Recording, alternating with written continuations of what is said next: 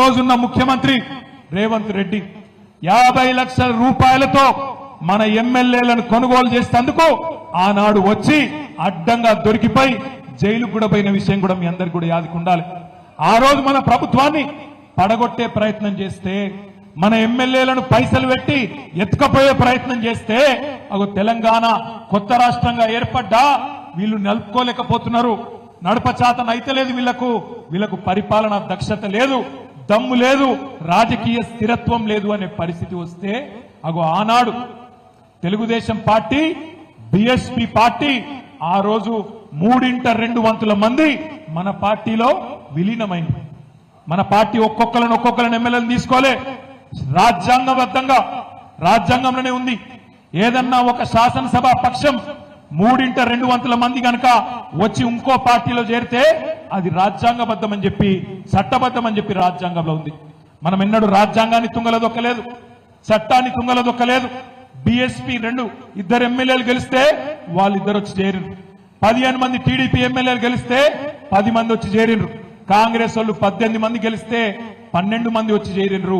రాజ్యాంగబద్ధంగా 3/2 మంది శాసనసభ్యులు వచ్చి చేరినరు తప్ప ఒక్కొక్కడు వచ్చి ఒక పార్టీలో గెలిచి ఇంకో పార్టీ కండువా కప్పుకోలే. కానీ ఈ రోజు నేను అడుగుతా ఉన్నా రేవంత్ రెడ్డిని, ఏమన్నాడు రేవంత్ రెడ్డి ఆనాడు కాంగ్రెస్ ఎమ్మెల్యేలు చేరుతున్నప్పుడు ఏం మాటలు మాట్లాడిండో ఒక్కసారి మీరు వినాలని చెప్పి ఈ టీవీ పెట్టిపించినాం. ఒక్కసారి వినండి, అది ప్లే చేయమని చెప్పి మా తమ్ముని కోరుతా ఉన్నా. ఈ వేదిక మీద నుంచి చెప్తున్నా, కాంగ్రెస్ పార్టీలో టికెట్లు పొంది గెలిచిన వాళ్ళు పార్టీ ఫిరాయిస్తే మా కార్యకర్తలకు విజ్ఞప్తి చేస్తున్నా, రాళ్లతో కొట్టి చంపండి, గ్రామ బహిష్కరణ చేయండి. ఆ సన్నాసులు మీ చెమట మీ రక్తాన్ని దారబోసి భుజాల మీద మోసి మీరు గెలిపించి శాసనసభకు పంపిస్తే ఈ సన్నాసులు ప్రలోభాలకి లొంగిపోయి పార్టీలు ఫిరాయిస్తున్నారు. నేను కాంగ్రెస్ పార్టీ కార్యకర్తలకు ఒకటే విజ్ఞప్తి చేస్తున్నా, ఎవడైతే మన పార్టీ హస్తం గుర్తు మీద గెలుస్తాడో రాజీనామా చేయకుండా పార్టీ మారితే రాళ్లతో కొట్టండి, రాళ్లతో కొట్టి చంపండి. గ్రామాలలో అప్పుడప్పుడు చూస్తుంటాం, పిచ్చి కుక్కలు ఊర్లో స్వైర విహారం చేసి ప్రజల్ని కరిస్తే తరిమి రాళ్లతో కొట్టేట్లయితే చంపుతారో, కాంగ్రెస్ పార్టీ బీ ఫామ్ మీద గెలిచి రాజీనామా చేయకుండా పార్టీ ఫిరాయించిన వాళ్ళను రాళ్లల్లో ఊర్లలోకి వస్తే రాళ్లతో కొట్టండి అని చెప్పి నేను కాంగ్రెస్ పార్టీ కార్యకర్తలకు విజ్ఞప్తి చేస్తున్నా. మరి ఇప్పుడు మనం ఆలోచించాలా? ఇప్పుడు రేవంత్ రెడ్డి చెప్పాలా ఎవరు పిచ్చి కుక్క, మరి ఎవలను రాళ్లతో కొట్టి చంపాలా? ఒక పార్టీ బీఫామ్ మీద గెలిచినోడు ఇంకో పార్టీలకు పోతే మీ చెమటతో మీ రక్తంతో మీరు గెలిపిస్తే గెలిచినోడు ఇంకో పార్టీలకు ఫిరాయిస్తే ముఖ్యమంత్రి రేవంత్ రెడ్డి చెప్పిండు, ఏమన్నాడు? రాళ్లతోని కొట్టి చంపమన్నాడు. నేను అంటలేను, నా మీద కేసు పెట్టగలరు, ఆయన పేపర్ వాళ్ళు ఉల్టా రాసేది. నేను అంటుంది ఏంటంటే రేవంత్ రెడ్డి చెప్పిండు, మరి ఇలా ఎవరిని కొట్టాలి? రాళ్లతోని రేవంత్ రెడ్డిని కొట్టన్నా? పిచ్చి కుక్కలేక ఎవరిని కొట్టాలి? లేకపోతే మీ ఎమ్మెల్యే సంజయ్ని కొట్టన్నా? ఎవరిని కొట్టాలి మరి? అందుకే అంటున్నా, ఎవరిని రాళ్లతోనో ఇంకో దాంతోనో కొట్టే అవసరం లేదు. రేవంత్ రెడ్డి నువ్వు మొగోను అయితే, నీకు దమ్ముంటే తీసుకున్న 6 ఎమ్మెల్యేలతో రాజీనామా చేపి ఓట్లతోని కొట్టి ఆ 6 కూడా శాశ్వతంగా రాజకీయ సమాధి చేసే బాధ్యత తెలంగాణ సమాజం తీసుకుంటుందనే మాట నేను విజ్ఞప్తి చేస్తున్నా. రేవంత్ రెడ్డి రెగ్యులర్ గా అంటుంటాడు, మొగోనివైతే ఇది చేయి, మొగోనివైతే అది చేయి. నేను అంటున్నా, రేవంత్ రెడ్డి మొగోనివైతే ఆ 6 రాజీనామా చేపి ఎలక్షన్లకు రా, జగిత్యాలకు రా, జగిత్యాల ప్రజలు సమాధానం చెప్తారనే మాట నేను విజ్ఞప్తి చేస్తా ఉన్నా. ఇంకొక మాట, ఒక్క రేవంత్ రెడ్డే కాదు, కాంగ్రెస్ వాళ్ళందరూ మాట్లాడిన శుద్ధపూసలు లెక్క. ఇక వాళ్ళ అధ్యక్షుడు కాబోయే ప్రధానమంత్రి అట, ఇప్పుడు leader of opposition Rahul Gandhi, ఆయనే మాట్లాడిండు, అది కూడా పెడతాం.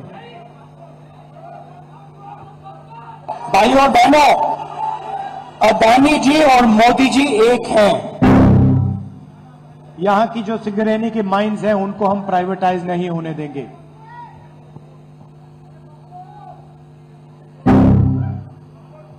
I don't think democracy has been as much at risk, the constitution has been as much at risk as it is today.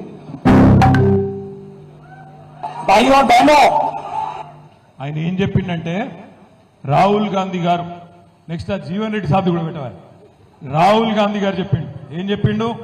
ఒక పార్టీలో గెలిచి ఇంకో పార్టీలో ఫిరాయిస్తే దండం పెట్టు. ఒక పార్టీలో గెలిచి ఇంకో పార్టీలో ఫిరాయిస్తే ఆటోమేటిక్ డిస్క్వాలిఫికేషన్ చేస్తా అని నరికిండు రాహుల్ గాంధీ. ఎక్కడో కదా హైదరాబాద్ తుక్కు కూడా మీటింగ్ పెట్టి మేనిఫెస్టోలో పెట్టి ఇప్పుడే రమణ యాద్ చేస్తుండు. మేనిఫెస్టోలో కూడా పెట్టిండు. మేనిఫెస్టోలో పెట్టుడే కాదు, దానికి ఒక అందమైన పేరు పెట్టిండు. న్యాయం అట, న్యాయం, పాంచ్ న్యాయ్ అని పేరు పెట్టిండు. ఆ పాంచ్ న్యాయలు ఏమున్నది? ఎవడన్నా ఒక పార్టీలో గెలిచి ఇంకో పార్టీలో పోతే దొంగలల్లో కలిస్తే వాడిని ఆటోమేటిక్ డిస్క్వాలిఫికేషన్ చేస్తా అని ఈ మొగడే చెప్పిండు ఈ సిపాయి. 2-3 రోజులు ఆగమాగమైంది. మళ్ళా కాంగ్రెస్ వాళ్ళు చదువుకుంటారు. మీకు ఎరికే, మాకు తెలుసు, మీకు తెలుసు, ఏదో మాట్లాడుకున్నారు, చదువుకున్నారు. కానీ జీవన్ రెడ్డి గారు సీదా రాహుల్ గాంధీని అడిగిండు అది పెట్టి. ఇలా స్వయంగా మన ఏసీసీ ఎన్నికల ప్రణాళిక ఏదైతే పాంచ్ న్యాయ్, ఏ పరిస్థితుల్లో ఏదైతే యాంటీ డిఫెక్షన్స్ ఎంకరేజ్ చేయకూడదు, గతంలో రాజీవ్ గాంధీ రూపొందించినటువంటి యాంటీ డిఫెక్షన్ లా ఏదైతుందో కొంత లోపభూయిష్టంగా ఉన్నది. దాన్ని మరింత పటిష్టం చేసి ఇలా పార్టీ డిఫెక్షన్స్ ఏదైతుందో చెక్ పెట్టే విధంగా, ఎవరైతే సభ్యుడు పార్టీ మారినట్టయితే వారి సభ్యత్వం రద్దు చేయబడే విధంగా మేము చట్టాన్ని మార్పు చేయడం జరుగుతుందని చెప్పని ఇలా పాంచ్ న్యాయలో కాంగ్రెస్ పార్టీ ఎన్నికల ప్రణాళికలో పేర్కొందని చెప్పంటున్నాను. దానికి భిన్నంగా ఇవన్నీ జరుగుతుంటే నాకు రియల్లీ ఐ ఫెల్ట్ మీ మాటల్లో ఒక భావం. ఇలా స్వయంగా మన ఏసీసీ ఎన్నికల ప్రణాళిక ఏదైతే పాంచ్ న్యాయ్, ఏ పరిస్థితుల్లో ఏదైతే యాంటీ డిఫెక్షన్స్ ఎంకరేజ్ చేయకూడదు. జీవన్ రెడ్డి సాబ్ చెప్పింది విన్నారా? ఒక పార్టీలో గెలిచినోడు ఇంకో పార్టీలో మారద్దు అని మేమే పెట్టినాం మేనిఫెస్టోలా. మరి ఇప్పుడు సిగ్గు తప్పి మళ్ళీ వాడిని చేర్చుకుంటున్నారు ఎట్లా అని జీవన్ రెడ్డి గారు కూడా పాపం ఆక్రోశం వెళ్ళగక్కింది. అందుకే నేను అంటున్నా, మరి జీవన్ రెడ్డి గారు చెప్తున్నాడు, రేవంత్ రెడ్డి గారు చెప్పిండు రాళ్లతో కట్టండి, పిచ్చి కుక్కను కొట్టినట్టు కొట్టండి అని చెప్పిండు. ఇక జగిత్యాల ప్రజలు నిర్ణయం తీసుకోవాలి. ఏం చేయాలా? రేవంత్ రెడ్డి గారు చెప్పినట్టు చేయాలనా, లేదా ఓట్లకు మళ్ళీ అడిగేతందుకు వస్తే ఉరికిచ్చి కొట్టాలనా? దయచేసి ఆలోచించమని చెప్పి నేను కోరుతా ఉన్నా. ఎందుకు జరుగుతున్నాయి ఇవన్నీ? ఎందుకు జరుగుతున్నాయంటే ఒకటే ఒక కారణంతో జరుగుతున్నాయి. ఎందుకంటే కాంగ్రెస్ వాళ్ళు నోటికొచ్చిన మాటలు చెప్పిండ్రు, నోటికొచ్చిన హామీలు ఇచ్చిండ్రు. మీకు తెలుసు ఎన్ని నరికిండ్రో మీకు తెలుసు. డిసెంబర్ 8 నాడు అప్పటిదాకా ఉరుకుండ్రి బ్యాంకులకు 2 లక్షల లోన్లు తెచ్చుకోండి, నేను వెంటనే సంతకం పెడతా, డిసెంబర్ 9 నాడు రుణమాఫీ చేస్తా అన్నాడు. 7 నెలలాయే, ఇప్పటిదాకా ఏమీ లేదు, అతి లేదు, గతి లేదు. రోజొక్క తారీఖు చెప్తున్నారు, టైం పాస్ చేస్తున్నారు. ముసలోళ్ళ కేసీఆర్ 2000 ఇస్తుండు, నేను 4000 ఇస్తా. కేసీఆర్ ముసలమ్మకో ముసలయ్యకో ఇద్దరు ఒకరికే ఇస్తుండు, ఇద్దరికి ఇస్తా. నువ్వు ఆగురా రాజశేఖర్, అదే ఆగు, మావాడు ఆగుతలేడు. అయితే ఇన్ని మాటలు చెప్పిండు, అవన్నీ వినిపిద్దాం, ఆగు, వినిపిద్దాం. ఇంకేం చెప్పిండు? ఆడబిడ్డలందరికీ నెలకు 2500 ఇస్తా, కింటాల్కు 500 రూపాయల బోనస్ ఇస్తా. ఇంకా నోటికొచ్చిన మాటలు. బీసీలకు 42% రిజర్వేషన్ ఇస్తా, రాబోయే 5 ఏళ్లలో 1,00,000 కోట్లు ఖర్చు పెడతా, మైనారిటీలకు ఒక 20,000 కోట్లు ఖర్చు పెడతా. నోటికొచ్చిన హామీలు, నోటికొచ్చిన మాటలు 420 హామీలు. ఒకటి కాదు, 2 కాదు, 420 హామీలు ఇచ్చి గద్దెల కూర్చున్నాడు రేవంత్ రెడ్డి కాంగ్రెస్ ప్రభుత్వం. మరి ప్రజలు అడుగుతారు కదా, ఏమయ్యా రేవంత్ రెడ్డి ఏం సంగతి అని అడుగుతారు. అందుకే భయపడి ఏం చేస్తున్నాడు? ఎక్కడ కాంగ్రెస్ ఎమ్మెల్యేలలో కూడా ముసలం ముడతదో, ఎక్కడ ప్రజల ఒత్తిడికి తట్టుకోలేక కాంగ్రెస్ వాళ్ళు బేజారైతారో, అందుకే కొంతమంది ఎమ్మెల్యేలను కొనుక్కొని అక్కడ కొన్ని పైసలు వారేసి కొనుక్కొని కూర్చోబెట్టుకుంటే బొమ్మలోలే మీ సంజయ్ ఓలే బొమ్మలోలే కూర్చుంటారని చెప్పి ఆయన ఆలోచన. ఒక్కసారి వినండి, రేవంత్ రెడ్డి ఏమేం హామీలు ఇచ్చిండు తెలంగాణ ప్రజలకు, ఒక్కసారి వినండి అని చెప్పి నేను కోరుతా ఉన్నా. ఇవాళ రుణమాఫీ చేసిన వాళ్ళందరినీ నేను విజ్ఞప్తి చేస్తున్నా, ఎమ్మడే బ్యాంకు పోయి 2 లక్షలు తెచ్చుకోండి. డిసెంబర్ 9 నాడు నేను రాగానే మాఫీ చేస్తా. ఇవాళ చంద్రశేఖరరావు ఏమనుకుంటున్నా అంటే రుణమాఫీ చేసిన ఓట్లు నాకు పడతాయని. నేనేం చెప్తున్నా అంటే రుణమాఫీ అయిన వాళ్ళందరూ ఎమ్మడే పోయి మళ్ళీ 2 లక్షల రుణం తెచ్చుకోరి, డిసెంబర్ 9 నాడు నేను అవి మాఫీ చేస్తా. కాబట్టి రైతులందరికీ నేను విజ్ఞప్తి చేస్తున్నా. ఇప్పుడు రుణమాఫీ అయిందా? రుణమాఫీ డిసెంబర్ 9 నాడు సంతకం పెట్టిండా? మరి దాని దృష్టి మరల్చాలంటే ఏం చేయాలి? ఎమ్మెల్యేలను కొనుక్కోవాలి, గుంజుకపోవాలి, గొర్రెలను బర్రెలను కొన్నట్టు వాళ్ళని కూడా తీసుకుపోయి దొడ్లు కట్టేసుకోవాలి.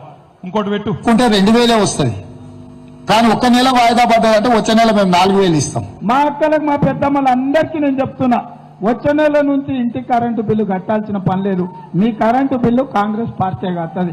100 రూపాయి కూడా కరెంటుకి మీకు కట్టాల్సిన పనే లేదు. టీవీ పెట్టుకోవచ్చు, ఫ్యాన్ వేసుకోవచ్చు, మంచిగా బాజాప్తా కరెంటు బిల్లు లేకుండా మీరు గృహలక్ష్మి పథకం కింద మీకు కరెంటు బిల్లు వస్తుంది. ఇప్పుడు తీసుకుంటే 10,000 వస్తుంది రైతు బంధు. కాంగ్రెస్ అధికారంలోకి వస్తే 15,000 వస్తుంది. ఇవాళ రుణం 10,000 పోతే 15, కేసీఆర్ ఉంటే 10,000, నేను వస్తే 15,000. అర్రాస్ పాటలెక్కని వచ్చిందా 15,000? అసలు ఆ 10,000 వస్తుందా? మరి ఏం చేయాలి? డైవర్షన్ చేయాలి. డైవర్షన్ చేయాలంటే ఏం చేయాలి? జగిత్యాల ఎమ్మెల్యేలు ఎత్తుకపోవాలి, బాన్సువాడ ఎమ్మెల్యేని ఎత్తుకపోవాలి, దొడ్లు కట్టేసుకోవాలి, బిల్డప్ ఇవ్వాలి. అది కథ. ఇంకొక మాట, నెలకు 2,500 ఇస్తా అన్నాడు, మహిళలకు ఇచ్చిందా? వచ్చిందా? కరెంటు ఫ్రీ అన్నాడు, ఉంటే కదా ఇచ్చేదందుకు కరెంటు. ఎన్నిసార్లు కట్ అవుతుంది రోజుకు? రోజు కనీసం 10-15 సార్లు కట్ అవుతుందా? మళ్ళా సబ్ స్టేషన్ల కాడ లొల్లైతుందా? మరి దాని నుంచి దృష్టి మళ్ళీ ఇవ్వాలంటే ఏం చేయాలి? మళ్ళీ ఎమ్మెల్యేలను ఎత్తుకపోవాలి. రోజొక్కడు వేయిండు, బీఆర్ఎస్ అయిపోయింది, ఖతం అయిపోయింది, ఇక పోయిన పార్టీ ఖతం అయిపోయిందని చెప్పి